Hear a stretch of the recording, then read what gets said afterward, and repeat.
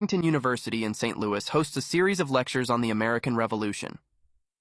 This week, Kathleen Duval examines the international context of the American Revolution. Yes, the American Revolution was a rebellion, of course, within the which empire? British, right. But it was also, just check it, yeah, I saw it up there, you got it. But it was also an international war. It was international because other European empires were involved besides Britain. What other European empires were involved? Spain, France. Yes, nice, yes. The Netherlands, which is the same as Dutch, just, in case you don't know that. And it's international because native nations were involved in that. I'll be talking a little bit more about that, what that means. But anybody want to venture any guesses of what native nations might have been involved? Anybody want to guess? Yeah. Ojibwe. Yes. Anybody else? Yes, absolutely. Good. Yeah. Haudenosaunee, absolutely. Of which the Seneca are one of the nations. Yeah. Terrific. Yes. We'll be talking about them and many more. But let me just start to kind of make sure we're all on the same page about native nations, about talking in a big generalization of three kinds of situations that Native Americans were in at the time of the American Revolution that affect their relationship to the American Revolution. So if you look at this continent, this is some of the native nations across the continent of North America in, say, the 1770s or so. No map like this is actually going to be exactly right, but something like this. If we think about, say, the western two-thirds of the continent, those are native nations who, for the most part, do not care about the American Revolution. It is going on far from them. They do not think it's important. So we're almost going to take them off the table today, although I want you to remember that they're super important, right? So most native nations aren't involved in the American Revolution. We might say they should care because it's going to affect their future in the 19th century, but that's a long way, the late 19th century, but that's a long way away. All right, then if we sort of have all of that for most of the continent, then there are two other sort of situations that Native people find themselves in. One is native nations on the border of the British colonies. Now, the British colonies are important here, right, because they're going to be where most of the American Revolution takes place, although not all, as we'll talk about today. Native nations that are still independent, sovereign nations, but are on the border of these expanding, growing, worrisome for them British colonies. British colonies that are growing in population. So the fact that these native nations are on the border of those, they're a little worried about them. And the nations that people just mentioned all fall into that category, and others that we'll be talking about today. And then there are native people who live within the colonies, either in some cases individually, in a colonial town, with their family and such. In some cases, native communities that are really surrounded by colonial populations. I said those on the border, those in the West don't really care. Those on the border of the colonies are worried about colonists coming onto their land, and that will affect the decisions they make in the war. Those people who are Native Americans who are surrounded by colonists live within colonial communities or right next to colonial communities, like surrounded by colonial communities. They have economic and family and religious ties with colonists. And they're actually going to be more likely to join in the American side, the rebellious side of the American Revolution. Today I'm going to be talking about mostly Native people in that middle category, those who are still independent nations on the border of the colonies. We're talking about their relations with the Revolution and with the empires that are involved in the Revolution. So let me start back in the previous war, the 7 Years' War, also known as the French and Indian War. Now, there had been lots of European wars by the time of the American Revolution. This one, the 7 Years' War, the sort of big one right before the American Revolution, it started in North America. It's a war mostly between European empires, but it started in North America. It started in the Ohio Valley, on the border between the British colonies on the Atlantic seaboard, and New France to the north. Basically what's now western Pennsylvania and Ohio. At the time, France claimed as Louisiana all of this central part, the part that this particular map has been colored in to helpfully show us, as French Louisiana. So France claims not only all of Canada, most of which is not even on this map, but all of this middle, both sides of the Mississippi River, including St. Louis, that they call French Louisiana. The pink part is Spanish Florida. Green and north, mostly cut off from the map, are the British colonies, the English colonies on the Atlantic coast. And then the green in this direction is Spanish Texas and on to New Mexico and California. The French, well, first let me point out, and there are also tons and tons of native nations names on the map, and most of the people who actually live in this region are native, right? Actually not that many French or Spanish people here, which will be important. So at the time of the 7 Years' War, starts in the 1750s, the French have a problem. And that problem is that they have these giant land claims and not very many people there at all. By the time the 7 Years' War starts, French Louisiana has fewer than 10,000 French people, and this is counting enslaved people who, they really shouldn't count if they're going to be fighting somebody else, right? Because they might join with the other side. French Louisiana has fewer than 10,000 people. French Canada has maybe fewer than 10,000 colonials. French Canada has maybe 65,000 people who sort of consider themselves part of the French colonial population. The British mainland colonies, in contrast, have, by the time of the 7 Years' War, 1.5 million colonists, enslaved and free. The British have the opposite situation of the French. They have a much smaller geographic claim in North America and a much bigger colonial population.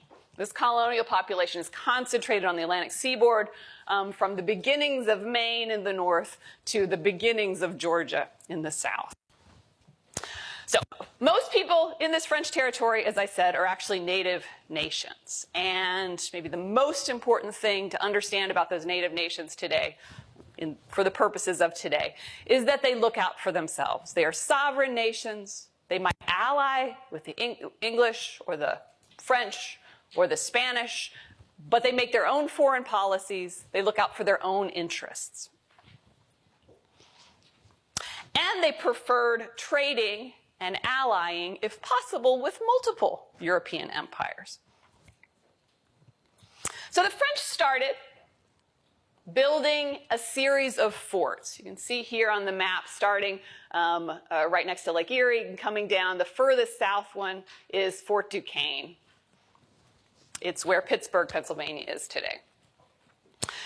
Fort Duquesne, they built in what the French considered New France. Right? They're making a claim against the English. It's what the English considered, depending on which colony you lived in, either Pennsylvania, if you were a Pennsylvanian, or Virginia, if you lived in Virginia. According to native nations, it was shared hunting territory that was shared among the Shawnees and Delawares, Cherokees, the Hurons, also known as the Wyandots, the Anishinaabe. The Anishinaabe are 3 different native nations, including the Ojibwe, who was mentioned.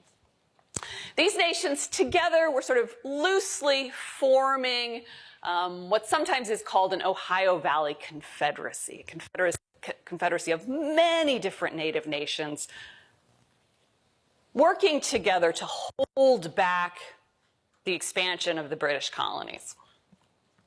I want to take a moment just with a couple of vocabulary words here. I know there are lots of native nations names, and I don't expect you to remember all of them. But I also want to complicate it a little bit further even with the terms autonym and exonym. Autonym is what a people calls themselves. Exonym is what somebody else calls a people. Now, that doesn't mean all exonyms are wrong. Some of them are not offensive, not wrong. They just are a name that came from outside. So, for example, here I mentioned the Wendats. I think I said Wyandots when I said it, but Wendats and the Hurons. Those are the same people. Wendat is what they call themselves. Huron is what some other native people speaking a different language called them. Is Indian an autonym or an exonym? Exonym, okay, yeah, that was an easy one, right? Okay, so the French say to the Shawnees and others who share this hunting land, these forts, they say, these are not meant to bring settlers to. These aren't towns that are going to fill up with people. They're going to be trading posts for you.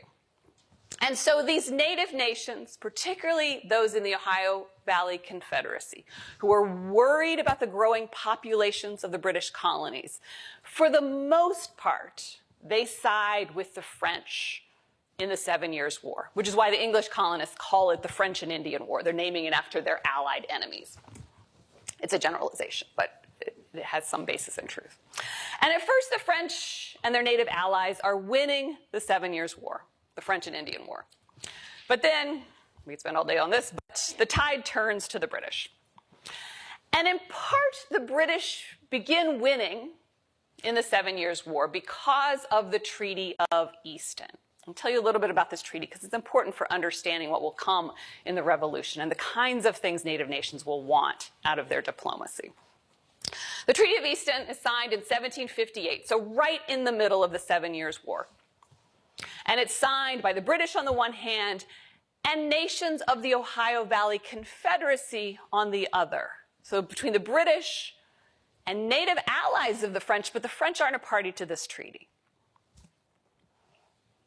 The British promise, and this is why native nations sign it, the British promise that they will, as the treaty puts it, agree upon clear and fixed boundaries between our settlements and your hunting grounds, so that each party may know their own and be a mutual protection to each other of their respective possessions. So basically the British say to these native nations that have been fighting against them in the 7 Years' War, mostly in order to keep British settlers from coming onto their lands illegally, we're going to keep our settlers from doing that. And so the Shawnees and other nations who signed this treaty say, well, that was actually our war aim. And so if you can guarantee that, then we'll stop fighting. I want to mention the Haudenosaunee, also known as the Iroquois. Haudenosaunee is their autonym. Iroquois is an exonym, same people, same confederacy. The Haudenosaunee, by this point, were longtime allies of the British. So in contrast to these other native nations that I said allied with the French, they had allied on the side of the British for a long time, in part because of fighting against the native nations that were on the French side. Actually, an internal conflict, long-standing internal conflict between native nations. But they did not want to go to fight. They did not want to fight against the French and the Ohio Valley Confederacy in the 7 Years' War. They sort of got dragged into the fight, and so they were big proponents of the Treaty of Easton, of bringing native nations to the table, getting them to stop fighting on the side of the French. All right, so the point of all that is the French then are kind of left alone. Most of their allies have left the war. The French end up losing the war to the British, losing the 7 Years' War to the British. British win the war, French lose the war. It results in the first Treaty of Paris. They don't call it the first Treaty of Paris at the time, and actually there are older treaties of Paris. But for the purposes of American history, it's the first Treaty of Paris because there will also be a Treaty of Paris, spoiler alert, that ends the American Revolution. Take a moment. These maps are actually the same map, the one I just showed, and this one, but they're colored differently because of the 7 Years' War. So remember here, this is all French in the middle. This one still says Louisiana across the middle, but it's not like that anymore. The French, as a result of the 7 Years' War, clear out of mainland North America. They surrender all of their claims from Canada to New Orleans. So no more, they're still French-speaking people, but no more French empire in mainland North America after the 7 Years' War. What instead, as this colorer of a map has shown, is the old French Louisiana gets divided right down the middle. Britain, the victor of the 7 Years' War, takes the eastern half of the Mississippi Valley, the old French Louisiana. From the Gulf Coast Mobile and Pensacola, all the way up into what today is Tennessee and Kentucky. That all now is claimed by the British, part of the much larger British Empire now of North America. And who gets the western side of the Mississippi Valley, the western side of old Louisiana? That includes St. Louis? Spain. Good job, good job. Many, many Americans do not know that. Right. Okay, so the giant colony, old French colony, gets divided between the British on the one side, the Spanish on the other side. Spain is an ally of France. Now, it's through a variety of things that happen at the diplomatic table that Spain ends up expanding into Louisiana at this point. But what really matters for the revolution is here. Now there is a border along the Mississippi River between two European empires, right? British on the one side, Spanish on the other. Enemy empires. All right. British win the war, and they start to renege on the Treaty of Easton Promises. They said, well, we won now. I guess we're going to let our settlers move onto those lands. We're going to stop. They'd sort of established prices for trading and things like that. They stopped doing all of that. And they don't think Native people can do anything about it. Several nations that had been fighting as part of the Ohio Valley Confederacy, first on the side of the French and then signed the Treaty of Easton, they proposed returning to fighting against the British, and that's what they do. This part of the war, at the very end of the 7 Years' War, in 1763, is called Pontiac's War. France has already surrendered, but Native people in the Ohio Valley continue fighting in what becomes known as Pontiac's War. It's named for one of the war leaders, a man named Pontiac. It's a war, but it's also a religious movement. Pontiac is inspired by a prophet named Nayland. Nayland is a Delaware. It's a exonym. The autonym is Lenape. And Nayland says not only should people like his own Delaware people, Lenape people, Shawnees, Ojibwe, other people, not only should we unite militarily, we actually are all one people. Nayland preaches a religious philosophy of separate creations. He says God at the beginning of the world made three kinds of people. He made Europeans, he made Native Americans, he made Africans. Doesn't really know about Asians yet, so he'll have to fit that in later. Three kinds of people, don't question it. And he said, God put them in three separate continents, and that's what God wanted. Europeans then, Nayland says, messed up everything. Europeans left their own continent, stole people from Africa, and came to our continent. What God wants is us to reverse that and send Europeans and Africans back where they came from. I want to read together this is a speech of Nayland's that goes on to inspire Pontiac and Pontiac's War.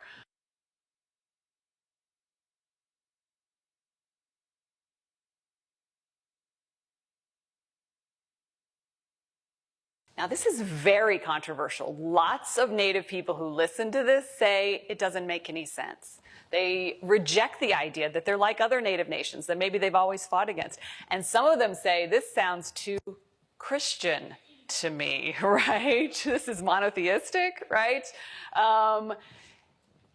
So there'll be lots of debate about that. But we have other purposes we have to get to, and we have to turn this into a war. So it does. Pontiac and Nayland do manage to convince a large number of fighters to fight with them, whether they're entirely on board with Nayland's philosophy or not. They fight together and they win a string of victories. Pontiac and other sort of allied forces, they take almost every British fort on the Great Lakes and Upper Ohio River. These are forts that very recently were French. Briefly British, and then Native forces take them over. They killed or captured some 2,000 colonists on these contested lands west between Virginia and New York, lands west of those colonies. So the British Crown learned pretty quickly in Pontiac's War that they needed to pay attention to native demands, to native power. And so they compromised. The British basically backtracked very quickly, moved back toward the promises of the Treaty of Easton, including that they will prevent colonial expansion. And they do this in part with a King's Proclamation, the Proclamation of 1763. Declares that the Appalachian Mountains, the string of mountains running just west of the British colonies for the most part, that will be the boundary between the colonial population and native populations. So the British Empire says the British Empire can basically be an umbrella over this huge land that we now have, basically almost a half of the eastern half of the continent. But colonial populations will only be east of the Appalachian River. And native nations, who they see at least as part of the British Empire, not the way the native nations see it, but as they see it, they're part of the British Empire, but they have the lands west of the Appalachian Mountains. And the British left 10,000 British troops to patrol that line, to make sure British colonists didn't go onto lands that they weren't allowed to have. So, at the end of Pontiac's War, 1763, the Crown is happy enough. They are reducing conflict, they're reducing expenses, and they also say to each other at least, yeah, eventually we may have population on this land that's native now. But for now, at least for the next maybe couple generations, we don't need that land and peace is cheaper. Most Native American leaders who'd been fighting in Pontiac's War or before that in the 7 Years' War are also happy enough. They get their war aim again, and they too are better off without conflict, right? Without war on their homelands. Are the British colonists happy about the Proclamation of 1763? No, they are not. The population of the British colonies is doubling every generation. And this is a society of farmers, farms, plantations. To them, as colonies of farmers, eventually, after the Revolution, a nation of farmers, every generation they think is going to need to double the land that they had in the previous generation. Plus, they say that's the reason we fought this war. Didn't we fight the French on purpose to try to get all this land in the West? And now you're saying we can't have it. So the Proclamation of 1763, this compromise with native nations in the West, will be one of many reasons for colonial discontent with their empire. One of many reasons for the American Revolution. Okay, in the years following the 7 Years' War, this rebellion starts to break out within the British colonies. And you can just imagine French and Spanish officials who've lost a war to the British kind of think it's hilarious, right? At first, they kind of watch this trouble, and then it actually grows into a war within the British Empire.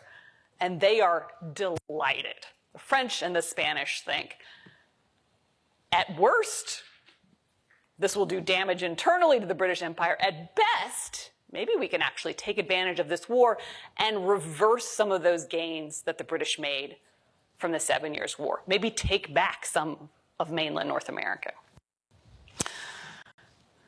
In 1776, France and Spain begin secretly providing money, mostly in the form of loans, but also supplying gunpowder, other armaments, to the rebels. They allowed American privateers to use Spanish and French ports all around the Atlantic so that they could plunder a British ship and then sail to a Spanish port and sell what they acquired. Congress was delighted to have the help, the money, the supplies, the ports. Congress is also a little worried. Why might this newly sort of self-declared American Congress also have some worries about support from France and Spain? Yeah. It comes with contingencies. Like, they know, like giant empires don't just help because they're nice, right? And they certainly don't help republics because they're nice, right? They're monarchies. Any other worries you might have about France and Spain? Yeah. I mean, a lot of those same colonists were themselves fighting against them. Yeah, right. They were fighting against them just a few years ago. I mean, and especially in places near the border and New England, on the border of French Canada, they hated the French. Yeah, yeah. Maybe a religious struggle? Yes. What would you say that might be? Yeah, right. These are not only empires, not only monarchies, they are Catholic empires. And yeah, there is a lot you should, John Adams goes on and on about how insane it would be to ally with a Catholic empire. Does not like the idea. They're fighting for independence, right? And the last thing they want is to be dependent on an empire that they were just fighting against and is the wrong religion. Okay. But they desperately, desperately, desperately need help. Right? You're trying to fight the most powerful empire in the world. It would be kind of nice to have the second and third most powerful empires in the world on your side. All right, so Congress empowers a commission to go to Paris to negotiate with France and Spain.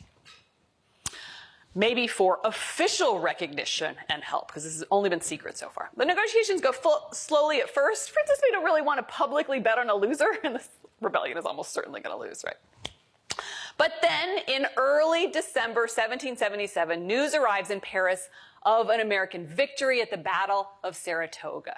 It's shocking. An entire wing of the British Army surrenders to the Americans. France then moves pretty quickly. In February of 1778, a couple months later, France signed an agreement recognizing American independence, giving the United States sort of what you might call most favored nation status as far as commerce goes. There would be relatively free trade with them. Pledging military cooperation with the United States against Britain. Promising not to claim any land in mainland North America.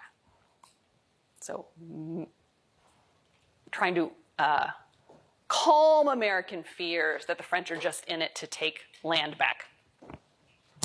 And gets the promise in return from the United States that if the French take any West Indies islands from Britain, France can keep them. The United States is like, fine, that's fine. So Britain then declared war on France after France signed this agreement with the United States.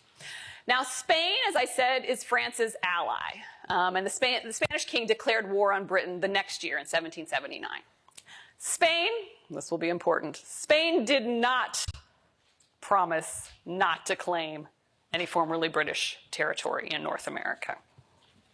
In fact, a major war aim of the Spanish is to take more of the British Empire, to move east of the Mississippi River into British colonies. I mentioned the Netherlands just quickly so we don't leave them out. The Netherlands are a trading power more than a sort of settler colonial power. Trading power at this point. The Netherlands want to stay neutral. They want to trade with everybody. That is not usually very sustainable. So the Netherlands were sending guns and other war material to the American rebels. Britain said, stop. Netherlands said, it's just free trade. It's just what we're doing. Britain decides to declare war on the Netherlands at the end of 1770. So the entrance of France and Spain and the Netherlands really changed the war.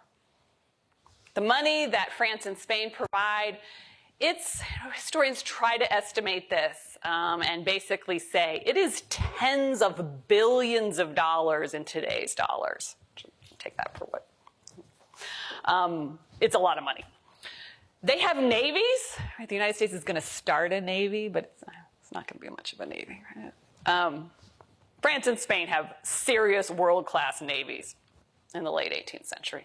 And Spain and France, and the Netherlands to some extent, will open up new fronts in the war, other places where Britain has to send troops. So the British know at this point that it's not just the mainland North American colonies that are at stake. They might lose these 13 colonies in rebellion, but they also might lose their entire world empire from the West Indies to India. It's a world war now. In general, as you could sort of predict, Native nations between the Appalachians and the Mississippi River, they are counting on the Proclamation of 1763, the proclamation line on the Appalachian Mountains. And so when this rebellion breaks out, if their major objective is to contain the expansion of the colonies, they're going to tend to favor the side of the British Empire over those colonists, right? The ones who want their land. But that doesn't mean they're necessarily going to want to fight, risk their lives in this war. Some of them just want to stay out. And it also doesn't mean they're necessarily going to want to fight Spain or France. It's one thing to fight for the British against settlers. It's another thing to fight against empires that might benefit them. So keep all that in mind as we talk about how Native nations on the colony's borders work to promote their own nation's independence in the Revolution.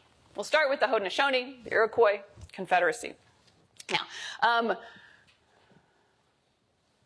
the Haudenosaunee are 6 nations, the Mohawks, the Senecas, the Oneidas, the Onondagas, the Cayugas, and the Tuscaroras.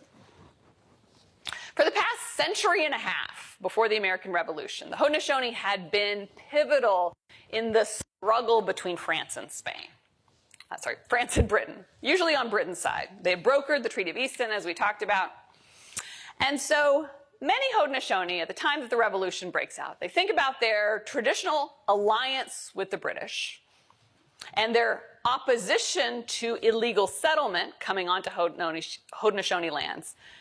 And it's a pretty easy choice to be on the side of the British. There are 2 Mohawk diplomats, so they're Haudenosaunee, and they're of the Mohawk Nation, who work very hard to get the Haudenosaunee to fight on the British side. They were a brother and sister named Joseph and Molly Brant. So they're Mohawk. They were educated in a Christian school. They were practicing Anglicans. They were fluent and literate in English. But they were also at the same time completely Mohawk. So they are, products of a time and a place where Mohawks, other Haudenosaunee, and English people had been living side by side, community next to community, for generations. The Brants both urged the Mohawks to fight on the British side, not just to cheer from the sidelines. Molly Brant worked as a she passed information from various loyalist groups in the region to the British, supported loyalist actions in the North. Joseph Brant traveled to England in 1775 to negotiate an alliance between the Mohawks, Haudenosaunee, and the British king. But not all of the Haudenosaunee 6 nations joined in the side of the British. For the most part, the Mohawks, the Senecas, the Cayugas, and the Onondagas fought on the British side. But the Oneidas and the Tuscaroras lived a little closer to colonial communities. They were a little more like that other situation of Native peoples that I was talking about. They're not surrounded by, but they were living in quite close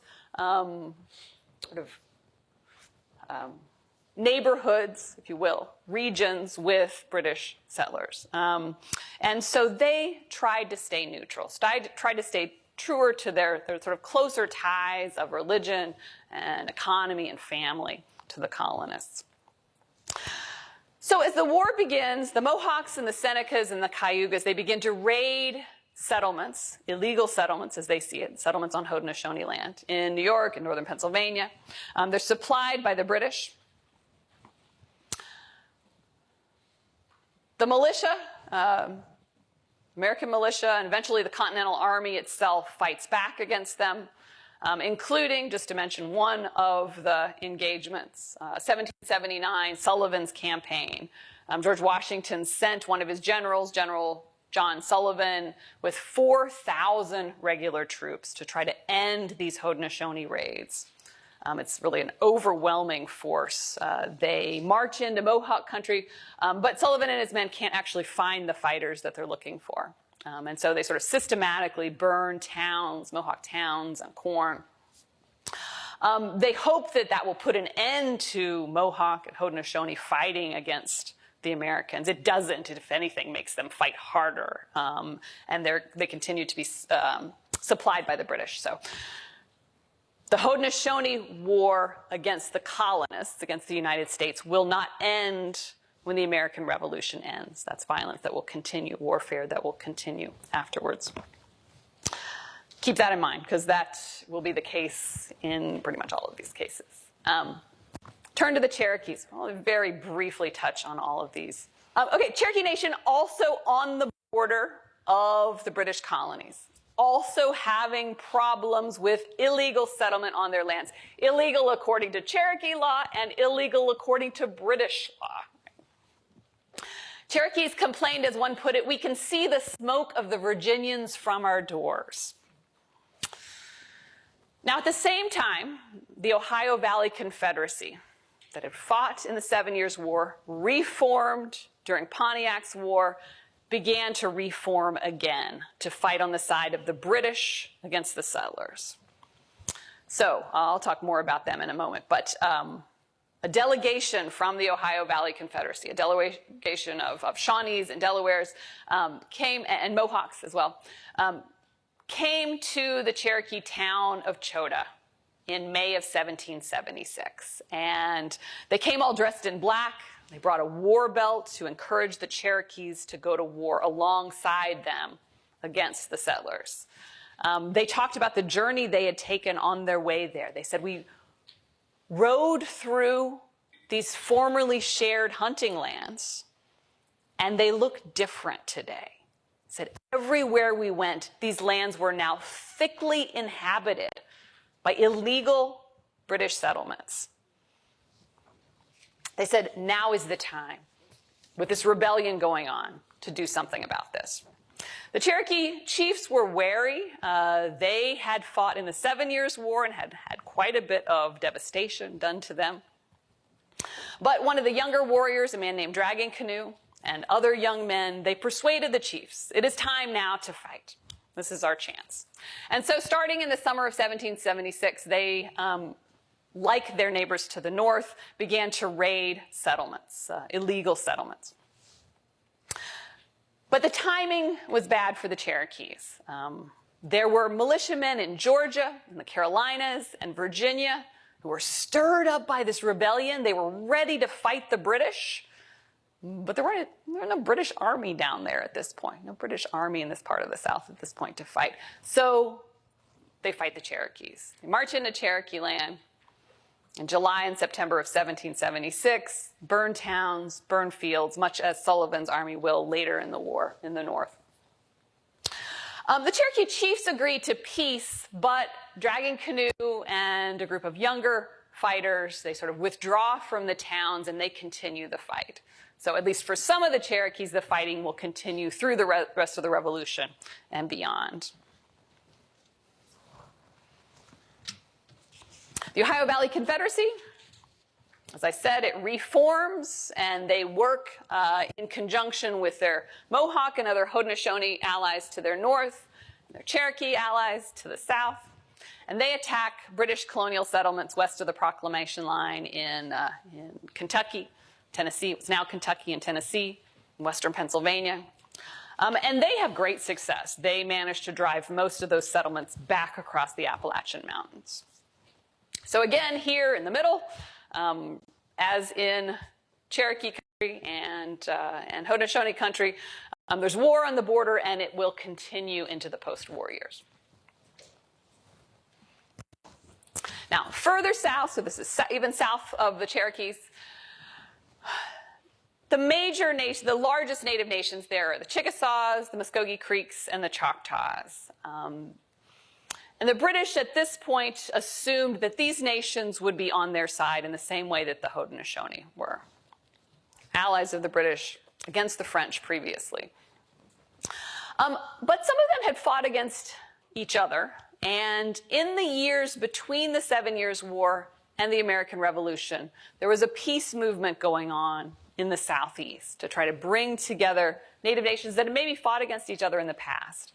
And then when the Revolution breaks out, there's a plan that circulates across the Southeast, as one person put it, as one native leader put it, the English, France, and Spain are to be at war, and all the red people are to be at peace. The Muskogee Creeks were the largest of these southeastern nations, and they had a large debate about what to do, about whether and where to send their forces. A major advocate of the fighting, sort of a parallel to the Brants in the north, was a man named Alexander MacGillivray. Like the Brants, he has both a native name and an English name, in this case a Scottish name. But again, he's fully Creek. He has a Creek mother, has a matrilineal clan. And MacGillivray, like the Brants, thought we have to fight against the British. This is the time for protecting Muskogee Creek independence by fighting against the British. Okay, so we'll come back to him. So the war came west after the Spanish entered the war in 1779.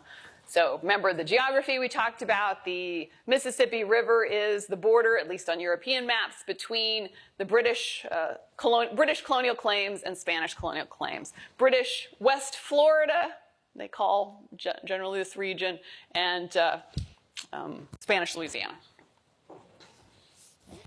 Thomas Jefferson, when he heard that Spain had joined the war, wrote that Spain's declaration of war has given us all the certainty of a happy issue to the present contest of which human events will admit. Jefferson can't write a simple sentence, right? Yes, but he's happy.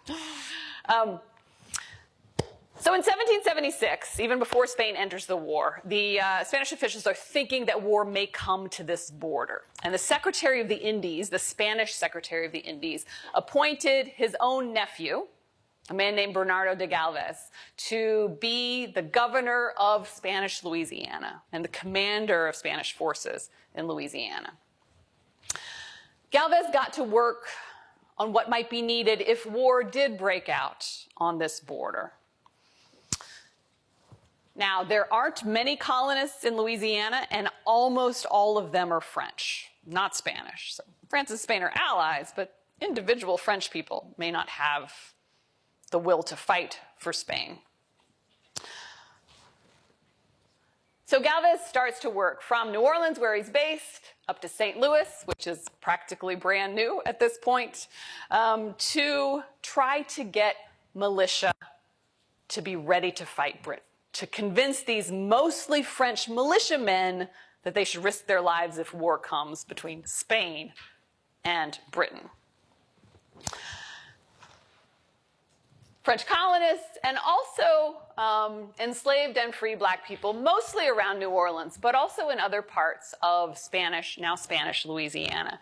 So Galvez forms different militias. There's a militia for the most elite men, and they have the fanciest uniforms and swords. There's a free black militia. There's a militia that invites enslaved people, or invites is a little, encourages people who claim to own those people to allow them to fight for Spain as well. So different militias. He's starting to prepare just in case war comes out. Then in late summer 1779, Governor Bernardo de Galvez in New Orleans receives orders from his king, King Carlos III, that Spain has joined the war. And as the orders read, the principal object of the king's arms in America during the present war will be to drive the English from the Mexican Gulf and the neighborhood of Louisiana. Now, Britain has put a governor of West Florida, pretty much this whole half of what used to be French Louisiana, here at Pensacola. Pensacola is the capital of British West Florida now. And he's a man named John Campbell. And Campbell gets a letter that says exactly the same thing that Galvez's letter says in reverse. There's war between Britain and France, and you're supposed to invade Louisiana. Galvez gets orders, he's supposed to invade West Florida. Campbell gets orders, he's supposed to invade Spanish Louisiana. But Galvez is much more prepared. He's been preparing for a couple of years now for this war. Campbell gets sort of caught off guard. Galvez, starting in August and September 1779, marches troops out of New Orleans. There's some regulars, but they're mostly militia. he's been cultivating. He gets some fighters from some small allied native nations surrounding New Orleans to join, and they strike fast by surprise at British posts, West Florida posts along the Mississippi River. Now, the British actually have more forces. They have more regular troops in West Florida than the Spanish have in Louisiana, but they're surprised, they're scattered across the colony, and they don't have time to call their allies, the Chickasaws, the Muskogee Creeks, and the Choctaws, who they assume will help them defend British West Florida against the Spanish. And they're partly surprised because they think if invasion's going to come, it's going to come from the east, right, from the colonists, but it actually comes from New Orleans.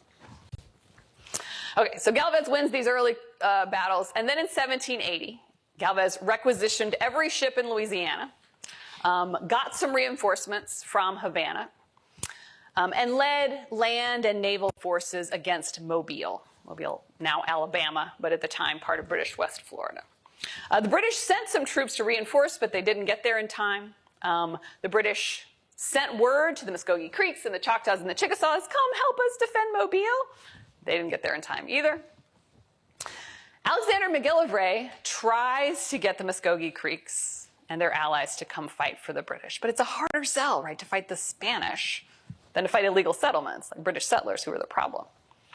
But McGillivray apparently is a terrific speaker. He persuades them that their interests in Muskogee Creek independence require them to fight wholeheartedly for the British in whatever battles the British are fighting. And it works. 600 Muskogee Creeks, which is a pretty large force, come with McGillivray, and more are getting ready. And some Chickasaws and some Choctaws come too. But by the time they get to the Gulf Coast, Mobile has already fallen to the Spanish. McGillivray and the other native leaders, they expect General Campbell, the British commander, to invite them into Pensacola, to host them, to give them gunpowder and guns and musket balls for their trouble. Campbell is so upset that he's lost Mobile. He sends word to McGillivray and the other native leaders that he's sick. Not good leadership. The British, there's a British official in charge of Indian affairs at Pensacola. He writes to his superior, he writes, General Campbell does not understand anything of Indians or their affairs. He thinks they are to be used like slaves or people void of natural sense. Right? He knows native nations, certainly these native nations, are powerful, they're independent, and they make their own foreign policies. Right? We don't do things just because the British say. So, Alexander McGillivray and the Muskogee Creeks, the Choctaws, the Chickasaws, they start sending diplomats to meet with Galvez to say, actually, the British are not behaving that well. We think maybe a Spanish alliance would be good for us. In the meantime, war spilled into the inland, including at the Battle of St. Louis. How many of you know about the Battle of St. Louis in the American Revolution? Oh, nice, awesome. You think I'm kidding, but it's true. Many places, I probably should say at this point, get pulled into the Revolutionary War because of local conflict and local ambitions. Don't have much to do with taxation without representation. Okay. Basically what happened is there were British traders in the Great Lakes region who decided that the Revolutionary War gave them an opportunity to seize some of the fur trade from the French, now under the Spanish Empire, traders, and that they could get access to this by attacking Spanish St. Louis. Some native men from the Great Lakes came along to fight as well. It seems maybe their ambition was not so much to fight against the Spanish, but to negotiate with the Spanish and try to open trade at St. Louis. But they came along and they ended up doing some of the fighting. They're sort of fighting on their own accord, but they belong to the nations, the Ojibwe, the Menominee, the Ho-Chunks, the Dakotas, the Sacs, the Meskwakis, different places that they recruit, these traders from the Great Lakes recruit along the way. The commandant of St. Louis at the time was a man named Fernando de Leyva, Spanish commandant. He was appointed in 1778, so in the middle of the Revolution. He gets to St. Louis. It is protected by a basically 10-year-old wooden fortification that's just rotting and falling apart. But he knows St. Louis, he knows his geography. It's on the border with the British, and war is coming with the British, and it does come. He built the fortifications back up. He built a series, had built, right, by enslaved and free people, a series of trenches surrounding the town of St. Louis. He sent men out to collect 5 cannons that had been just sort of abandoned in an old French fort up the Missouri River, brings those to St. Louis. He writes Galvez and says, I need 200 regular troops to defend St. Louis. Galvez writes back and says, you're on your own, buddy. Yeah. Recruit militia like I did. Right? So that's what he does. De Leyva does some of the same kind of recruiting of militia around St. Louis that Galvez is doing around New Orleans. And he very importantly worked on good relations with particularly the Osage Nation, who are by far the largest population in this region. And if you go to war with the Osage, you're in giant trouble. Right? So he wants to keep the Osage out of the war. And St. Louis is basically at this point a trading post for the Osage and other native people. Leyva supplied some American expeditions that were sort of wandering around in the region, Illinois and along the Mississippi River. And so Leyva hears about this force coming from the Great Lakes in the spring of 1780. He puts out a call to militiamen that he'd been warning this call might come in St. Genevieve and other small colonial populations near St. Louis, near enough to get to St. Louis in time. There are a few regular troops, both at St. Genevieve and at St. Louis, that then are there to defend St. Louis. There's militia, there's some traders. Leyva assembles probably about 300 people to defend St. Louis. There are definitely more people coming on the attack. They estimate that 1,000 men attack them. You gotta take that with a grain of salt, right? But, you know, I'm sure more than 300. Great Lakes traders, Ojibwe and other native fighters, and some British soldiers are with them as well. The attack came on May 26, 1780, and the people of St. Louis were able to fight it off. St. Louis wins. 53 of the defenders of St. Louis died or were captured, which is a pretty big percentage, probably maybe 700 people in St. Louis, and the colonial population's right around St. Louis. 53 is a pretty big hit. A few months later, delegations from a few nations of the sort of western part of the Ohio Valley Confederacy, Ottawas, Potawatomis, Illinois, came to St. Louis and proposed to Leyva, hey, let's go attack this fort up here on the Great Lakes, this British fort. And Leyva says, all right, that sounds good to me. There's, as I said, lots of things going on that don't have much to do with the reasons behind the American Revolution. Leyva and about 65 St. Louis militiamen marched to Fort St. Joseph on Lake Michigan. They marched through the snow. They take it February 12, 1781 without a shot. The militiamen planted the Spanish flag in the town square of Fort St. Joseph, declare it is now a possession of King Carlos III of Spain, went back to St. Louis and sent the good news to the king. In the meantime, in November of 1780, inspired by victories other places, the Spanish commandant of Arkansas Post, where Arkansas is now,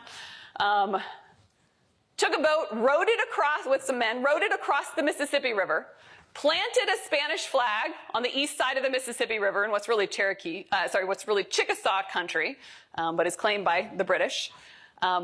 Buried a little tin box that said this land belongs to Carlos III, got back in the boat, rowed back to Arkansas. Right? Okay. So remember these things as we move toward the end of the war. Spanish forces have defended St. Louis. They've taken a post on the Great Lakes, more or less. They've taken the east side of the Mississippi River, you know, by rowing over there and back. And they really have won major battles on the Gulf Coast. Bernardo de Galvez planned next to take Pensacola, the capital of British West Florida. By spring of 1781, he had massed some 7,000 troops. By this point, he's persuaded Spanish administrators that it's worth putting some troops behind him. He arrives in Pensacola Bay in early March 1781.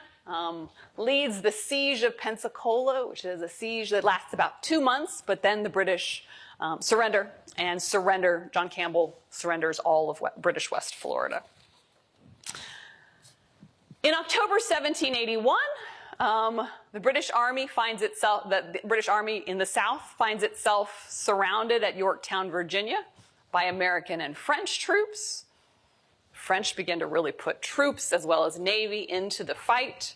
The British Army surrenders, and that Yorktown would not have happened without the French. Spanish claims by this point go all the way up to Fort St. Joseph. Here's a newly colored map showing the whole pink, now if you could read it, labeled as Florida, to show that exactly what used to be French Louisiana is now Spanish Florida. This is not the way the United States thinks the map is in 1783, right? So there is a brewing conflict at the end of the American Revolution between the Spanish and many, many native nations who directly oppose what they know are American ambitions to take over at least the eastern half or so of the continent, at least to the Mississippi River.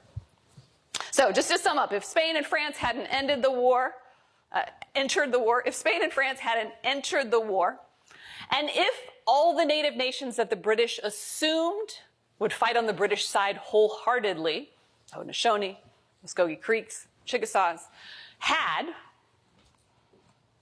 the revolution would have been defeated. But that's not what happened. The fate of the American Revolution was tied up with these conflicts going back to the 7 Years' War and long before that. And native nations' interests then, going forward, and today, right, are not what's going on between the British and the United States, but their own independence. Contests over the whole western two-thirds of the continent, including St. Louis, will continue well into the 19th century, and in some cases beyond. All right.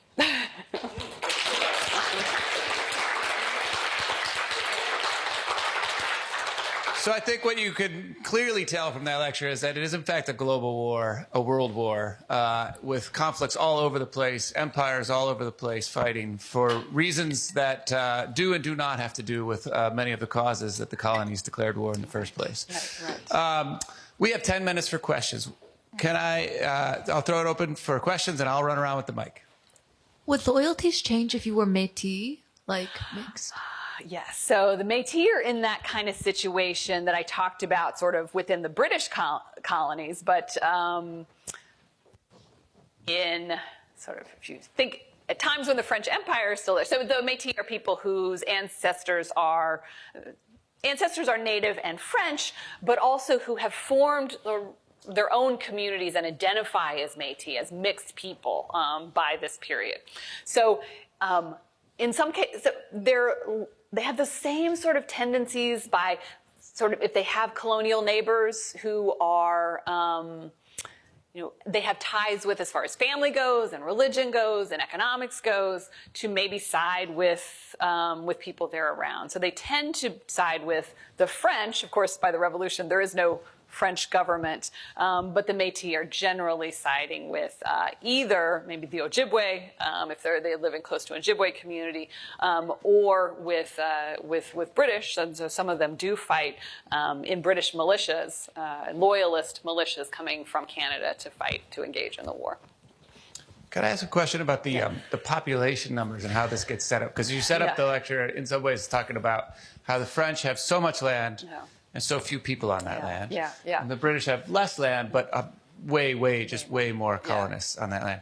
Why is that? I mean, what is it about these different empires that send different numbers of people into these places? I mean, France is larger than Britain in population, and yet so few of them actually end up in French Louisiana, whereas the British colonists are coming in droves. What is causing the different numbers of populations across these empires to actually go out and settle in these colonial spaces? Right. So I think the English colonies fill up with people because there is really there's a big push in England that there's not in France to offer people land and opportunity in this new place and really try to get them out of England.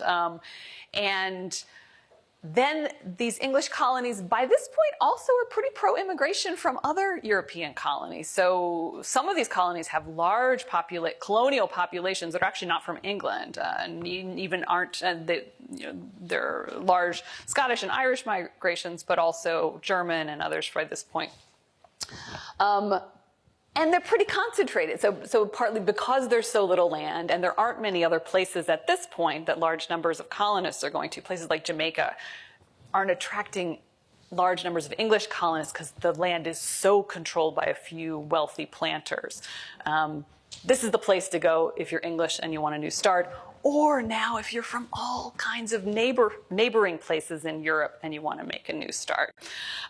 Spanish, there are many Spanish colonists, partly just because the Spanish Empire is so giant and most people are not going to come to this wild end of the Spanish Empire. They're going to go to more established places. But the question that historians really have trouble answering is why so few French people? Like, it's not like France doesn't have poverty and all the kind of push factors that England has, and it has a bigger population. And historians have tried to answer that in different ways, and they seem to always come back to, well, why would you leave France if you're French? I don't know. There's such good food. The food is so good. You know, the bread is terrible in America. Why would you leave Paris? If you're tired of Paris, you're tired of life. But it's not a very good answer for France. I hope somebody's still working on a better answer for that. We have a question here.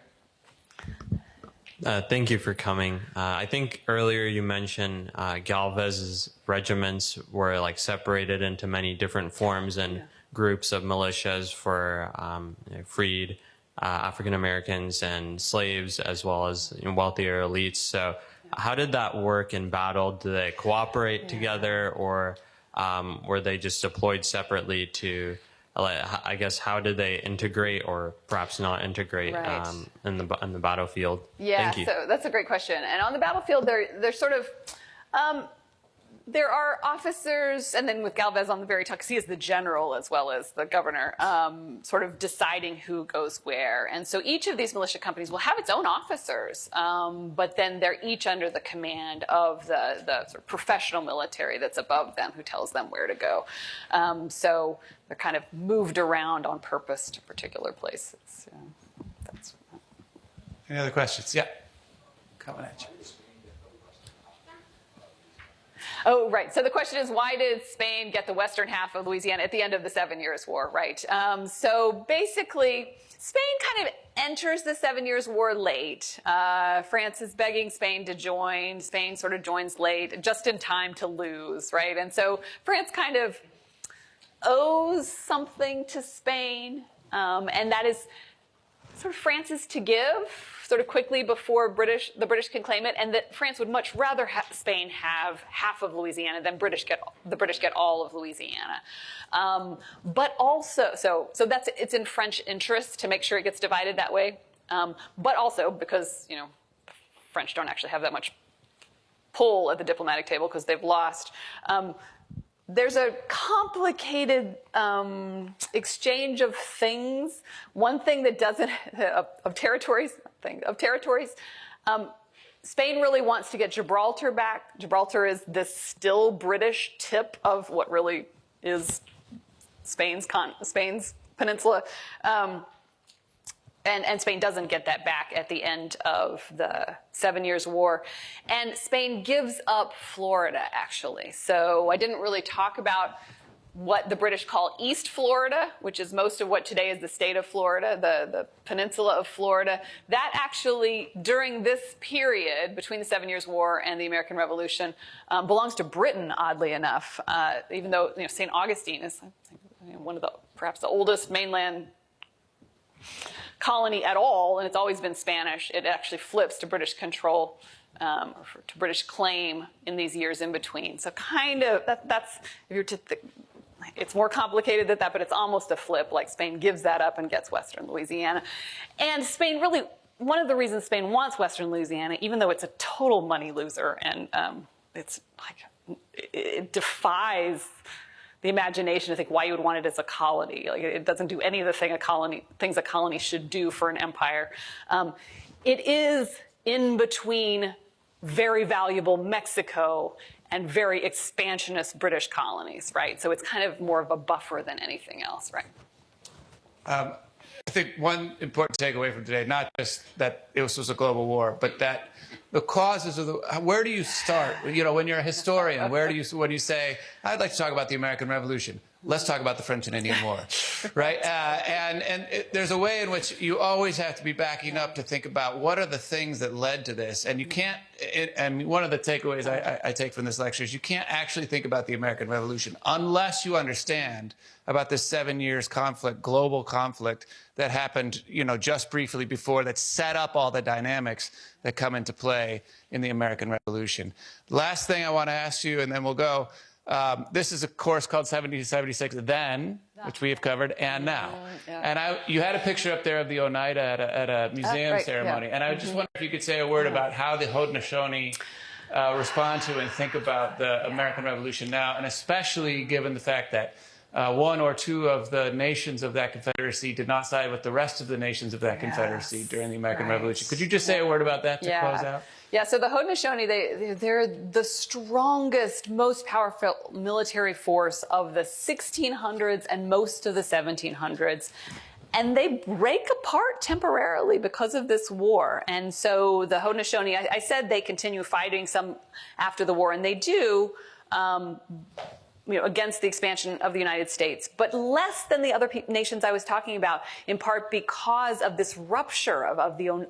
There's one battle where there are actually Oneidas on one side and Mohawks on the other, and they face each other in the battle. And basically, the Haudenosaunee say to one another after the war, "This can never, ever happen again." So there are decades of rebuilding and almost staying out of all wars as much as they can to try to rebuild the Confederacy, and they do. And so today, yes, they tell very different versions of the revolution. The Oneida, we can see in this picture, the Oneida are major forces behind today's Museum of the American Revolution in Philadelphia. I don't know if any of you have been there, but they have a major exhibit there that is partly supported, and certainly the scholarly input is from the Oneidas as allies of the United States. And the Mohawks and others aren't really part of that, yay, America sort of part of the story. So when they tell it themselves, they talk about a time of division and sort of the manipulation by others of Haudenosaunee.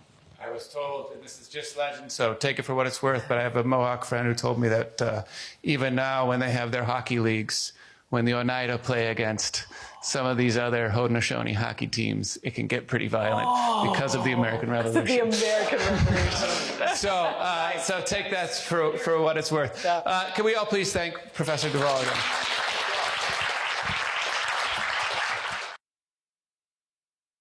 Next week on Lectures in History, more from Washington University in St.